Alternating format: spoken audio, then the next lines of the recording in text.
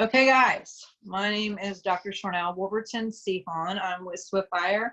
Super excited tonight because we have someone really cool that I know you guys are gonna really super enjoy. Someone that I met about a year ago. I met him and his wife in a SETI, actually taking his course on remote viewing, and really felt connected to him. One of the things that I loved about him and his wife is just their authenticity, their heart connection, their attention to integrity and to details, which is definitely a good thing if you're in the job that he's in. And they're just fun. They were funny and cute. They're a cute, loving couple, and we reconnected again just recently because I was like, I saw he's doing another class, and I was like, oh my gosh, it's a remote class that can be done online, remote. You don't even have to travel and all this stuff right now. So I was like, I want everyone in the whole world to know about this and to be able to connect. So thank you, John, for joining us here. Thanks for having me. Yes, and so John is an author, and he has a book called The Time Before Secret Words. And I actually got the book before I went to go see you, John. And I found out about you because I watched a documentary on Amazon, and it was the Spies, what is it? The Third Eye Spies video, documentary with Russell Targ. And one thing kind of, you hit something, you watch it, and then, I don't know, something else came rolled in, and I was like, I got to know more about this. And that's how I found you. And then you happened to be at a SETI, and that was like also on my bucket list. I'm like, oh my gosh, I can like do all these things and learn and get educated too, all at the same time. So can you give us a little of your background for those people who are wanting to know you guys a little bit more, and even how you got into this? And then we'll go into what is remote viewing or remote viewing. Yeah, for sure. Yeah, remote viewing, well, it was declassified in 1995, and it was not long after that that I got involved in it. I wasn't part of the military or anything like that.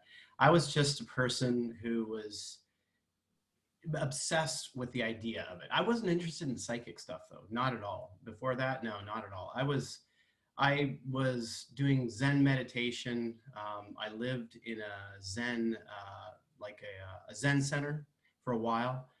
And I was more focused on that side, but there was something about, when you hear the story from, I think it was Ted Koppel, Nightline, 1995, he had this TV show, and he said started speaking of this government program that was just declassified, where psychics were turned into spies, and they used this special technology. And the technology is really just the methodology that you do on paper, but they call it a technology. And I heard that, and I'm like, oh my gosh, this is nuts. It's like, if I had a metal plate in my head, it would be heating up. It was intense. I'm like, I got to figure this thing out, whatever it is.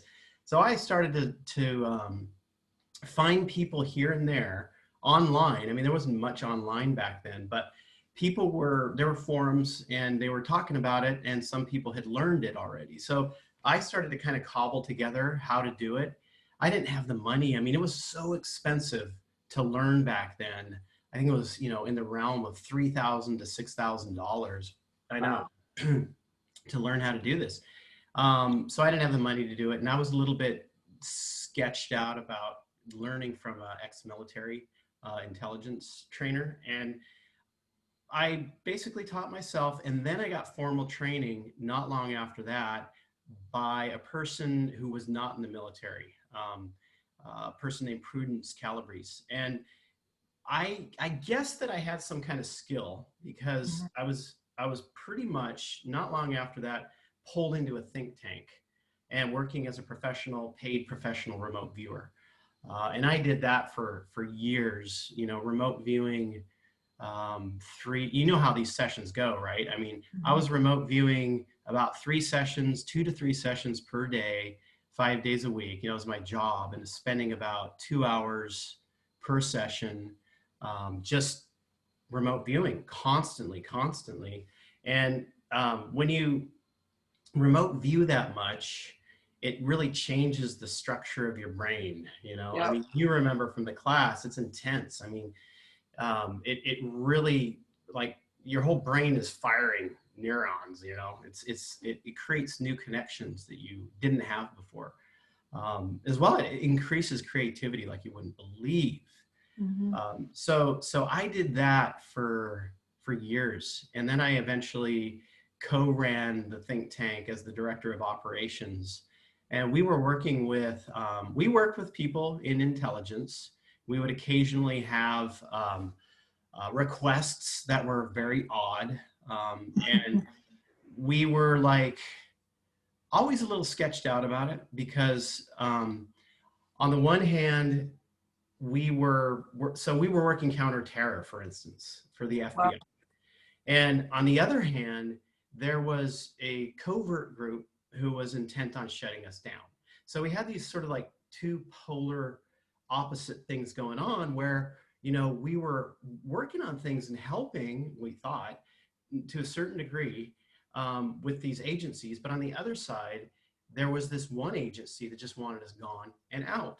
And it really gave me this inside picture on how these agencies fight with each other, and how some might be pretty good, okay, and others might not be okay. They're not the same institution. So we also worked with corporations. You know, it was like Mhm.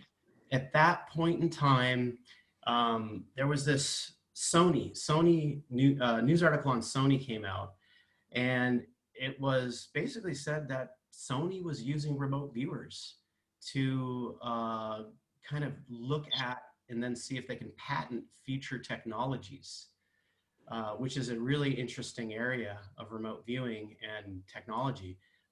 So we were probably the only like think tank out there that was public doing remote viewing stuff.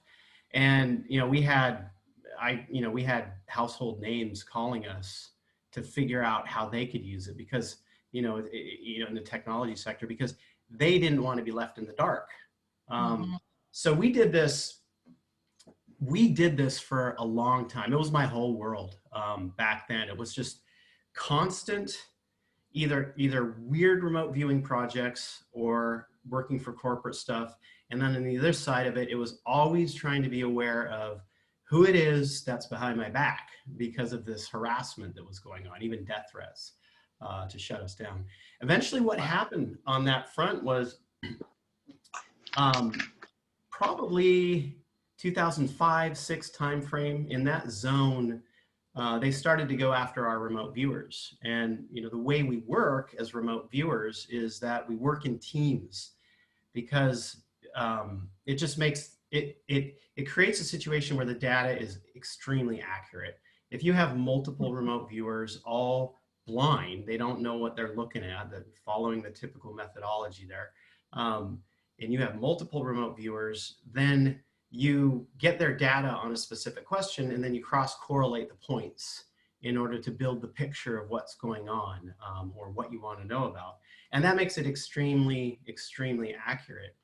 And our remote viewers were, they were all decentralized. We weren't working in one location.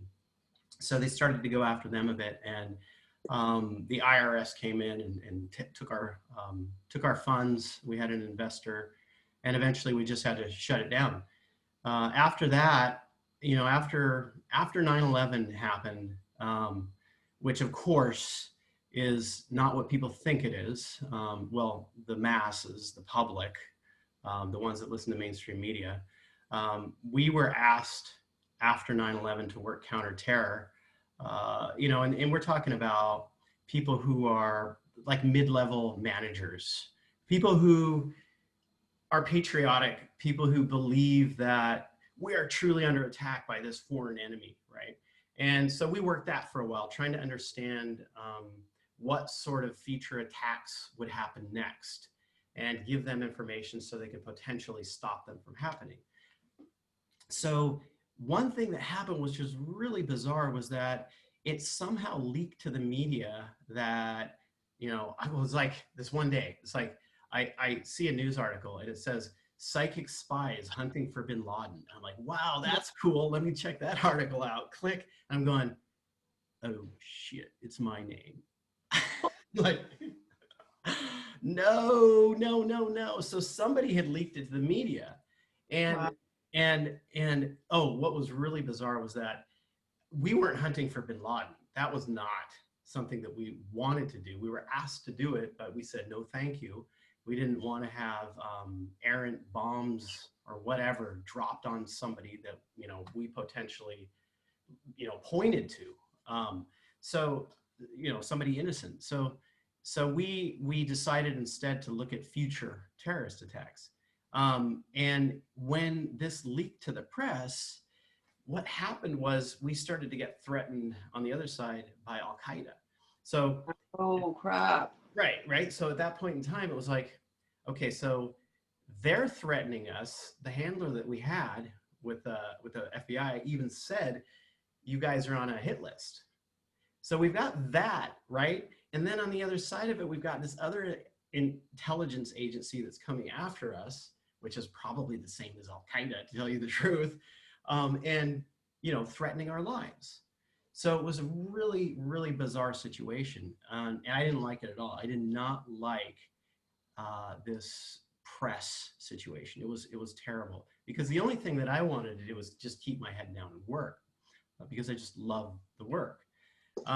So what happened was we got asked to go on television shows like CBS Sunday Morning and Prime Time and those types of shows. And I did a couple of them, you know, demonstrating remote viewing back, gosh, this, you know, was 2001, 2002 timeframe. And then after we shut down, you know, it was nice to have a little bit of a rest, but I had this, you know, voice in the back of my head, just like, you have to keep doing this. You have to keep doing this. And you need to move it, you know, more into the zone of showing people what they're capable of. Mm-hmm. And so with the media background, I started to go into working with National Geographic and working with a producer there. We did a lot of stuff. We filmed a lot of stuff for Nat Geo. And I did a television show that went to air that was about me hunting a treasure. Yeah, it was lame and ridiculous. It's these, you know, these typical sort of reality follow you around shows that don't actually ever get anywhere, because you got this massive camera crew following you everywhere and filming everything you do. Then I shifted into other things, like I go on Ancient Aliens, I'll go on The Unexplained with William Shatner, I'll do Travel Channel stuff. And just kind of build the voice of remote viewing to get people interested in doing it. A lot of what I do, a lot of what I'm really excited about doing are expeditions myself, and filming those expeditions, doing documentaries on them, because remote viewing can lead you to discoveries, for instance, archaeological discoveries, fascinating and interesting things that you can uncover yourself and present to the public. So I've been working in that vein, filming that type of stuff, working with producers on developing something. You know, I'm not into Hollywood. It's not my cup of tea. I still work with those types of people. It's a very crafted entertainment world, as opposed to a reality world. And you don't have the freedom there to truly show people what's going on, good and bad. And they often want you to just make stuff up. And it doesn't work for me. I don't like it. So it's one of those things where it takes money, it takes time, it takes effort, but I'm able to go out when I can. And for instance, remote view and explore ancient sites that are in California, you know, because there are a ton of them, ton of stuff that people just don't know about, as well as sites like Mount Shasta. You know, what's going on there? Why do you have strange phenomena there? What happened to some of the people that have disappeared there? You know, I mean, the J.C. Brown story, if you know that one, is just absolutely fascinating, and following that line of the, you know, lost cave full of giant mummies.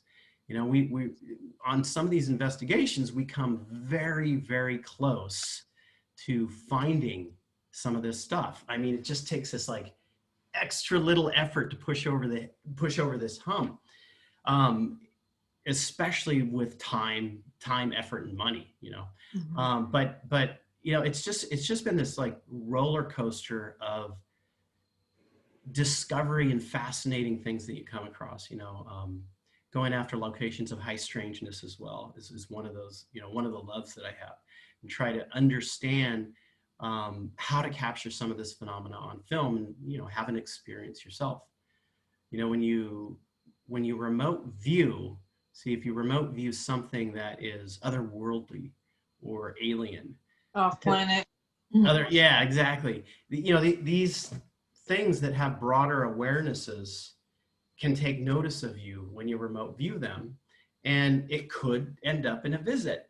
And that's a really fascinating side of remote viewing. You know, I know you, I think you got tasked on some weird stuff in that. Yes, we did. Yeah. We had a few things. Yeah, you know, and a couple things when you know, we were in teams also, and you know, I've been trained through like lie detection, body language. I've trained with the best, done a lot with this guy named John Paul Jackson, who did a lot on just, you know, reading biofields and or energy to, you know, I guess think, connect with God's source to know what people are thinking or what's on their minds. Right. Not for the sake of like, you know, hurting anyone or anything like that, but just to be able to encourage them about the future and speak, you know, positive things in their lives, and, you know, use it as a positive.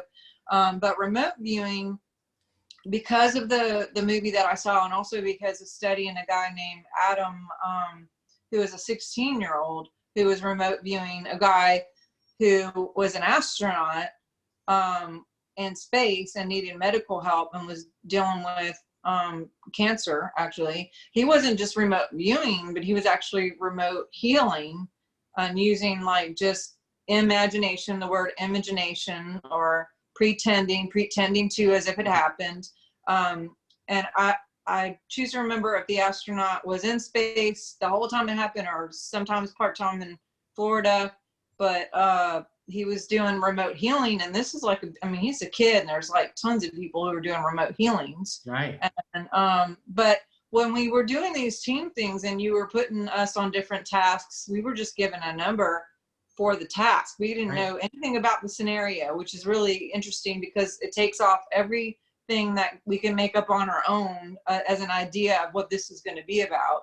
And I was blown away by how easy it was to do. And with each one that we got right, it just gave me more confidence to trust the next time and the next time and the next time. And just right, the first thing that came to my mind, and I was actually just interviewed Mary Rodwell a couple days ago, and she was talking about tapping into that too. And I just got it sitting here with you right now. She said, you got to shut down the left side and really just the first thing that comes to your mind, because the logic will try to talk you out of it. And then I'm like thinking, oh my God, right hemisphere is your whole thing. That's what your website is and everything. I was like, duh, why did I not connect that before? But can you talk a little bit about that? A little, you know, about just that first gut feeling? Totally. It's like, okay, so as humans, we just want to make meaning out of everything. And we have words for everything around us. Words, concepts. We live in metaphors and simile. We live in that realm, and we want meaning and we want stories. And those are the realm of the thinking mind. That's like the AM radio, you know, how your brain is like constantly talking about this and that and this and that. So that would be more the left brain side. When you remote view, what you're doing is you're stepping off into a different place inside of yourself, and not so much utilizing that. I mean, you have a structure that you work through with remote viewing. So the left brain is working the structure. So it keeps it a little bit busy. And that's the idea, you know, part of the idea behind it. Keeps it a little bit busy while your right brain can allow things to slip through.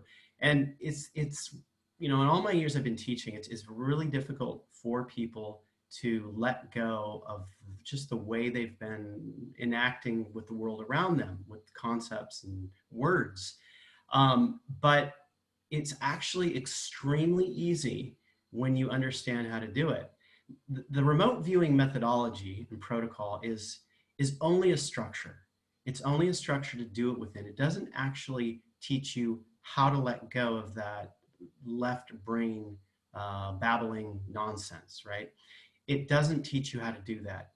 You have to teach yourself how to do that. And you have to understand the difference in feeling from the thinking part to the open feeling and gathering information part. They're two totally different things.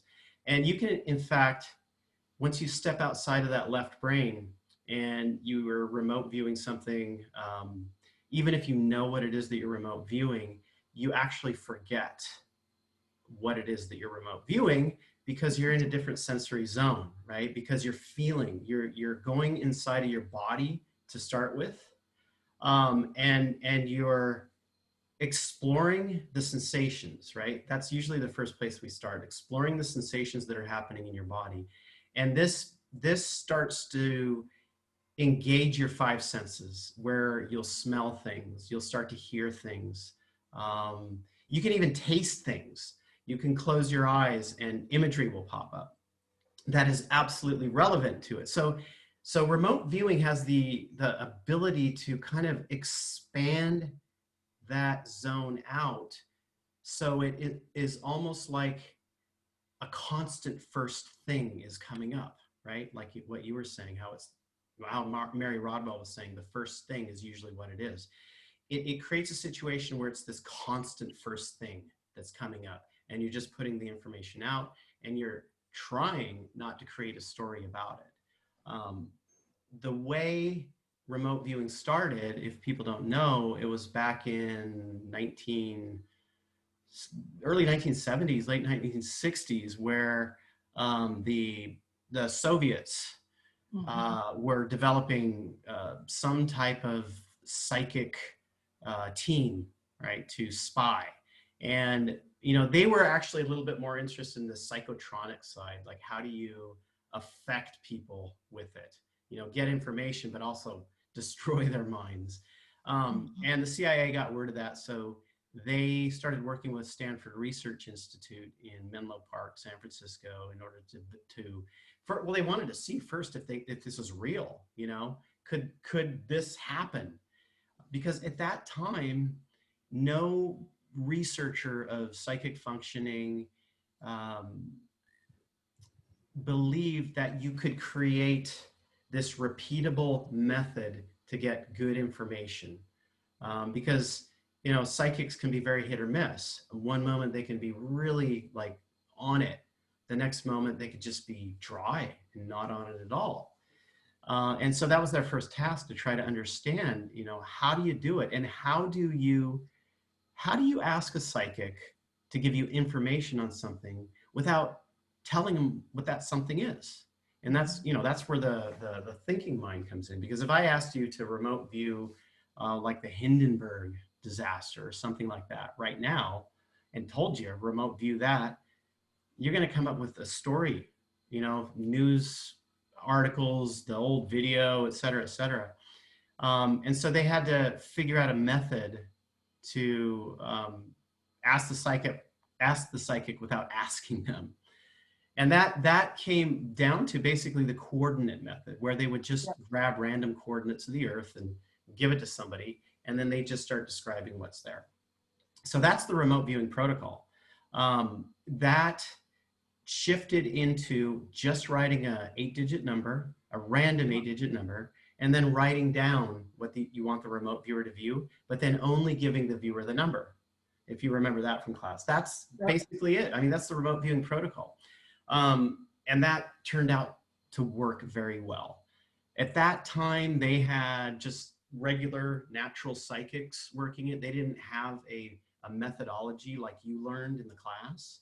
That methodology came later. So the earlier psychics in the program they would just get the number, and they would just use their own internal methodology that they created for themselves to just sketch out and write down what was there.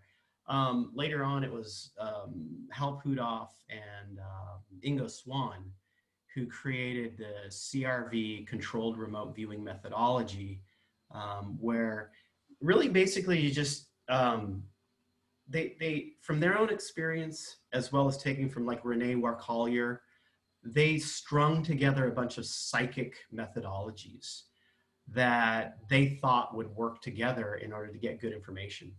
And that's how the CRV style methodology was created. But with remote viewing, really the protocol, the big thing is to remain blind and to receive the 8-digit number and just work whatever methodology you know from there, because you don't need to necessarily use, I know I'm killing myself here, I teach it, but you don't necessarily need to use a remote viewing methodology like CRV in order to remote view. I agree. And then too, can you speak into the healing part of that? Because you went and we actually did, I think, 2 different tasks on different people. And that was the part that freaked me out even more. And I don't know if it's because as a doctor, I've studied anatomy and physiology and biology and all the things, but I've seen it actually even be better at figuring that out. You know, you had a guy that came up and we were supposed to just like look at him and be specific about what was going on with him. And my husband and I were there, and it was like left toe, right lung, you know, cough, phlegm, like, you know, whatever. I mean, it was very, very specific. You know, it was like left knee injury from whatever grade. But I was like, oh my God. He got up there after and he was like, so is anyone getting anything? And then I was like, you know? Right. I remember. I just like stepped out. I'm like, okay, well, I got, you know, baby toe on the right foot and also left knee. And he was like, yep, broke toe, yep, soccer injury, yep, you know, little cough thing, we got some, you know, I was like, oh my God, like, what? How does that work? Yeah, so that's what we do that too. We'll do remote healing. We'll do remote diagnosis like what you did for entertainment purposes only, of course, where we will scan the body on paper, right? Like you all did. Scan the body and basically figure out what's going on. And then if we need to go deeper, then we'll use, you know, anatomy charts in those locations of the body that feel like something might be going on in order to isolate things. And then once we've done that, we will do remote healing if it's needed or if the subject wants it. And I think you did that. I think you all did that. And the way that works, the way that we do it is that, so we all have ideas about how somebody should be healed, right? It's kind of like, it could interfere, right? Because it might be their karma, a lesson, something they need to learn that caused whatever malady they've got. And it might not be in their best interest or our best interest to heal them in a way that we think that they need to be healed. So what we'll do is we will remote view first the energy that is most supportive for them for whatever situation they're in. So we'll remote view that energy. We'll feel it. It always feels fantastic. There's variations in it from person to person because not everybody needs that same energy. And so we'll begin to feel that. We'll describe it. We'll draw it on paper. We'll begin to kind of embody it ourselves. And then we will have on another piece of paper this just a drawing, just an outline of the subject that we're working on with all of their maladies pointed out and whatnot. And then we will take that energy that we felt that they can most use and just start drawing it into them on paper. You know, I mean, it's kind of like voodoo in a sense, but it's not, right? I mean, it's just energy transference, and you're using these items as just focal points in order to transfer it. You can do it with them right in front of you, you know, if you want. But we do it that way because typically it's, you know, they're remote because it's remote healing. And that energy flows into them and they usually feel this difference. They feel a difference. Now, Whether it heals them or not, that's completely up to them and their own journey. But now they have this like supportive energy to go through it, however that needs to go. And you can also use this on environments. Oh, We, wow. yeah. I had developed this methodology, the environmental healing methodology, where you basically you remote view an issue with an environment. Let's just say a polluted river, for instance, or it could be anything in the environment, things that humans have like just messed up. So you start to remote view what's the problem, what's going on. Then you remote view what the healed state looks like. So once you remote view those two things, you get this sort of feeling and understanding of what the healed state is and the energy around the healed state up against the toxic state. And it's like remote healing with people. You just start moving that energy into an environment. And we've done that a number of times in locations. And what we've found is that typically what happens, this is causation versus correlation, and we can't really point to, oh yeah, we did this. But what we found is that communities, people start coming together out of the blue to just start cleaning things up, or regulations will be imposed on the situation in order to stop it from happening.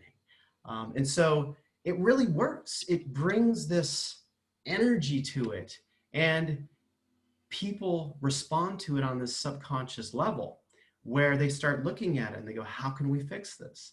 And of course there can always be these other probably potentially miraculous healings that happen as well. But it's the power of consciousness. It's the power of the human mind, which is unbounded, that we can literally do anything when we put our minds to it. And it's simple. It's easy. We just believe that we can, and it can happen. Well, and that word believe, I love that word because it means to be alive in it. Right. And, we've seen science proven with just meditations, global meditations, and how crime can shift and different things. And, as a naturopathic doctor, of course, I'm going to look at, root stuff and whatever, but I do have a lot of unconventional, I guess, more intuitive ways of helping people with frequency and scans. And, I think I've been doing this all along, not just as a minister and being in service, but also as a doctor, of like kind of just walking in, someone come in or calling, and it's like, oh, I just kind of already know where this is going. Right. Whether that's a natural gift or whether it's been over the years of training and all these other things. But I actually have some technology that's on this iPad where you can actually scan someone, diagnose, and you can send the energy back to, you get a customized energy packet of what's required for the person to best get them. And you can do it remote. And we've seen a ton of testimonies that way. And this is all done with frequency, like real frequency. Right. And people are always like, yeah, but not always, but there are a few people who have come back and go, well, we don't understand. Like, how can that happen remote just from a computer sending this to me across the state or across the city or across the world, even to Australia or UK or whatever. And I want to just go like, we can do it with our mind. So why couldn't we do it with a computer? It's like, right. But it goes back to what you said with consciousness is, on this, even on the Schumann, we have our biofield, our physical biofield, and then the earth actually has its biofield. So we're all connected, whether you like it or not. We're all in this together, and we all have our cellular signature code within that biofield. And you can lock in to those things. You can lock into objects. You can lock in, and there's so much more that we can do. So I just appreciated, that part of the teaching for me. And you mentioned something just now, because you said something about us, or when you're moving out of some of the things that after 9/11, you were going into seeing of what kind of terrorist things could be coming up? Are you talking about, so you actually like went into the future to see things kind of? I mean, can you talk about Yeah. that a little bit? Yeah, it's so with remote viewing, you can look into the future, but when we first started doing that, I was thinking, I was naive. I was a bit naive about it. I thought that, okay, if we remote viewed something in the future, then it's going to happen, right? It it's written in stone kind of thing. You know, I hadn't played with that too much up until that point. But when we remote viewed these things, so we were asked to, we were asked to look at it basically maybe every other week or so. And we would remote view a situation. For instance, I think it started out with uh, like a stadium sporting event with some kind of, I think it was, if I recall correctly, it was either bio or chemical. I think it was a chemical attack on a stadium that was, I think it was airplanes at first. It's all in my book. I can't remember the exact sequence now. But so when we first looked at that, I'm like, okay, so this is going to happen. We gave them the information. And then we look at it again 2 weeks later, and it changed. It shifted to now biological, right? Or a combination of those two. And it was coming from inside the stadium. And so every single time we looked at it, even without them requesting, it shifted, it changed. Yep. It kept morphing in the future Mm-hmm. until finally the whole scenario of a stadium being attacked was gone, like it wasn't even there anymore. So you know, that what that was telling me was, number one, hopefully they were acting to some degree, and they had intelligence from other sources that told them things, and they were able to block these things off. But on the other side of that, it kind of like raised this question of, and this feeling that the future is not completely solid. It's not completely set. Yeah, probability, right? Look, Right. that's why Looking Glass isn't working, right? Right, exactly. And so, you know, we started to look into um, the double slit experiment in physics, and how observation, changing by observation, right? Right. And so just the act of observing the future events, especially with remote viewers, it'll change them. It will change them because, and I'll tell you this. So what happened was later on, this wasn't actually that long ago, I was asked to do some counterterror. And it was, there was a request. And the request, okay, the way we task remote viewers is with a question. And when it comes to future events, like what we were looking at, describe the next terrorist attack by such and such group on US soil, right? It's open-ended, there's no date, you don't necessarily know when it's gonna happen, right? That's normally how we task it, right? Get all the information, we isolate the location, it's gonna happen. So there was a request to put an addendum on the tasking, and it was without affecting any event, right? Without affecting any event, describe the next terrorist attack on US soil. Wow. Okay, now when you have a tasking that you send to remote viewers asking them to describe a terrorist attack, you're gonna get lots of bad things going on, guns, bombs, whatever. You're gonna get bad stuff going on. That's gonna come through in the data big time. But when we put that in front of it to not affect any event, all the viewers did was describe like a guy on a horse in the desert. Wow. Right? Okay, so the viewers know subconsciously that when they go to view it, they are going to affect the event. And so in part, what was probably happening is that every time we viewed it, our consciousness is placed on this. And like in the double slit experiment, the observer will, you know, change the outcome of the event. It's going to create more instability. You don't know which direction it's going to go. So it's a really fascinating area. It's a really fascinating thing to figure out, because this is just not, the whole realm of what we do is outside of the third dimensional construct of our bodies, and we operate in this broader multiverse. I mean, that's literally where I am day in and day out, is this multiverse, as opposed to in my body, you know. The only time I'm really here is when I'm having to eat or do chores or something like that, you know. Otherwise, like, to me, the world is this expansive multiverse, and that's just what I live in on a day-to-day basis, you know. Yeah, it's interesting, and I've been in it over 20 years, so it's really developed into this wholly different perception that other people have, that people just don't have. um, completely changed me in an interesting way. Yeah. Well, tell me two things before we close out here. Who is the ideal candidate to take your course? Because you have a course coming up, and like I said, it's online. You don't have to go in a plane. You don't have to spend all kinds of money on travel or food or rent a car or get in a hotel like we all did. Right. Who's your number one candidate for this? And then also, we'll do that first, and then I'll ask you the next one.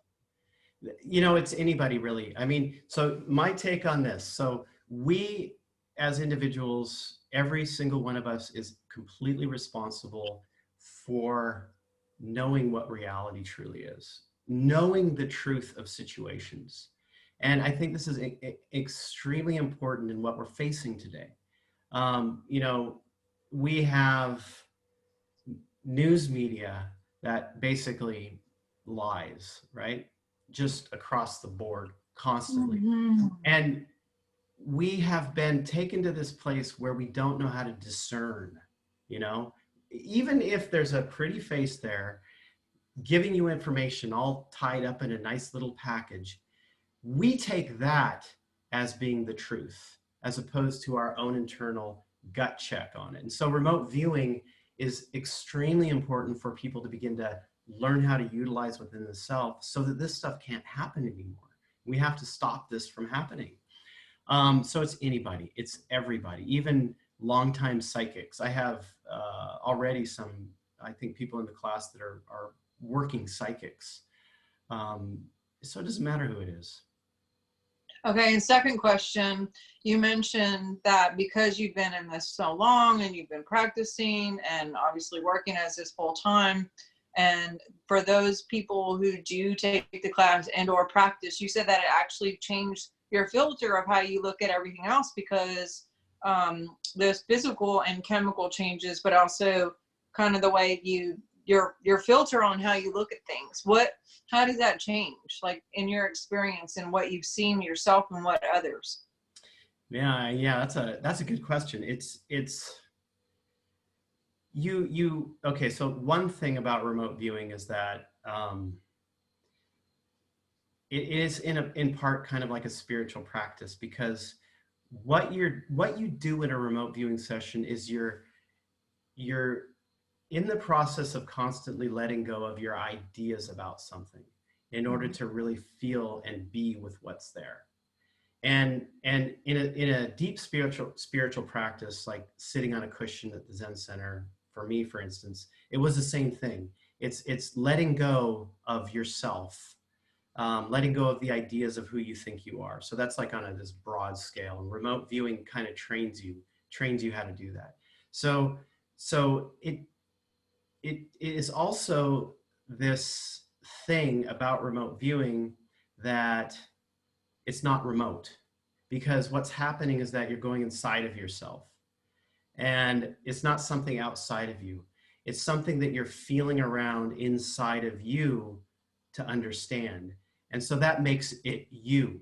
And it shows you and gives you an experience of oneness, because you wouldn't be able to perceive it if it wasn't you.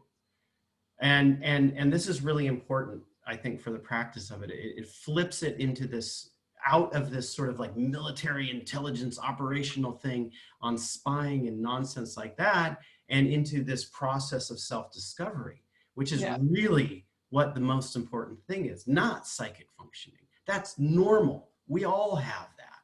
It is about the journey inwards. So there's that, but it also opens you up to the multiverse, to other, there's gazillions of beings all around me right now. They're all around you too. they've always been here. It opens you up to this world. It opens you up to these other dimensions that are just sandwiched here right next to us that you can begin to perceive. So, you know, I don't know ultimately if that's all physiological, right? But I do know that it's the expansion of consciousness, the expansion of awareness, going inside to perceive everything that's going on, you know? So yeah, it's been fun.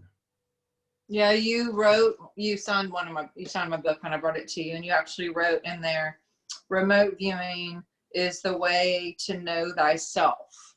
Yeah. And I took that to heart. And, you know, when we can get into like, well, he did this, or she did this, or they're doing this, or whatever, Right. There's a guy named Robert Stevenson who always reminds me there is no them. Yeah. And I like that you have that same kind of understanding as everybody's us.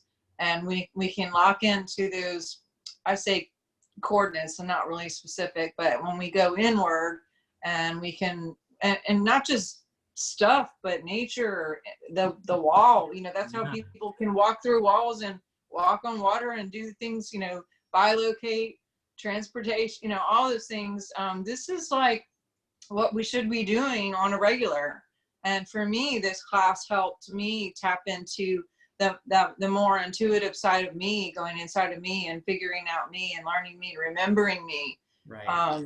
So I just appreciate you and Brooke and you guys' work and all the things that you guys have done to bring this as an opportunity and to make it available for as many people as we can, especially right now with everything that's going on, because this, I'm almost 50 and I have not been alive in a time where I've needed to remember myself more than ever, with not just the personal things that are happening, but the way the earth is shifting right now. Right. For all of us, because we are not going to be able to change things and get things done without us individually changing on the inside out. It's all an inside job, and that requires remembering source code and clearing out whatever needs to be cleared out and working within and doing a little bit of work for us. Exactly. So how can everyone get in touch with you? I'm going to send links to your book, to your website, to the class, but you know, I'm sure you have social media kind of stuff, and you know, what's the name of your website? How can people find you? I'm on Facebook, Right Hemispheric Remote Viewing. I have a series on YouTube called 180 Seconds, where I try to cram remote viewing projects into 180 seconds, which is kind of challenging, but it's fun. So you can find me on YouTube as well, Right Hemispheric, and righthemispheric.com. That's my website. And the class starts, I have a class coming up June 4th, and it's going to be like a month-long class. It's going to be a heavy-duty class. It should be pretty fun for everybody. Lots of work. Yeah.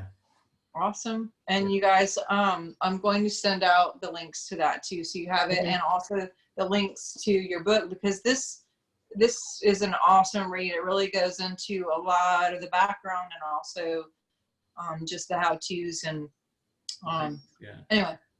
So tell Brooke hello for me, and Brian says hi.